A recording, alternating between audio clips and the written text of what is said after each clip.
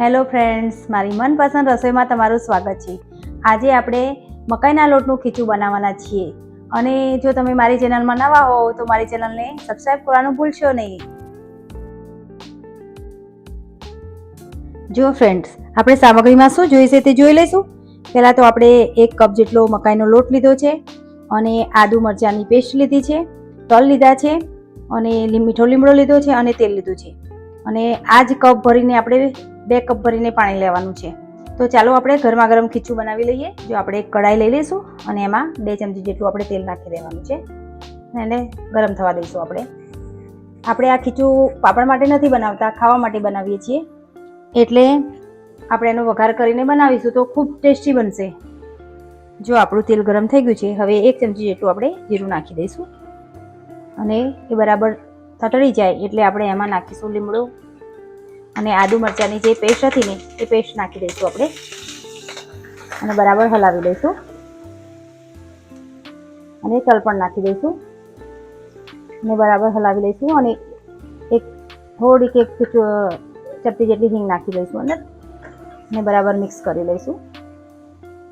અને હવે આપણે જે મિક્સરમાં આપણે આદુ મરચાં ક્રશ કર્યા હતા એમાં જ પાણી નાખીને લઈ લીધું છે, 2 કપ જેટલું પાણી લઈ લઈશું અને બરાબર એને ઉકળવા દઈશું। આપણે સ્વાદ પ્રમાણે મીઠું નાખી દઈશું।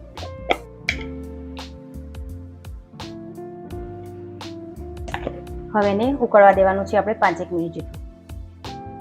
જો સરસ મજાનું પાણી આપણું ઉકળી ગયું છે, એમાં અડધી ચમચી જેટલું આપણે હળદર નાખી દઈશું અને આપણે ગેસ ધીમો કરી અને થોડો થોડો કરીને આપણે લોટ નાખી દઈશું અંદર અને હલાવતા જઈશું।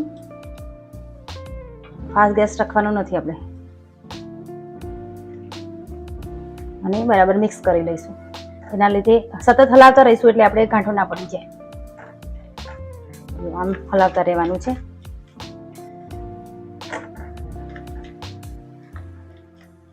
આ શિયાળામાં ફ્રેન્ડ ખાવાની મજા પડે છે। સવારના બ્રેકફાસ્ટમાં તમે પણ ખાઈ શકો છો અને સાંજના નાસ્તામાં પણ આ ખાવાની ખૂબ મજા પડે છે। જેમ આપણને ચોખાનું ખીચું મસ્ત લાગે છે, એમાં પણ કંઈક અલગ મજા આવે છે ખાવાની। તો બરાબર મિક્સ થઈ ગયું છે, હવે આપણે એને 10 મિનિટ જેવું ધીમા તાપે આપણે સિજવા દઈશું, ઢાંકીને મૂકી રાખીશું। અને નીચે આપણે તવી મૂકવાની છે એટલે નીચે ચોંટી ન જાય।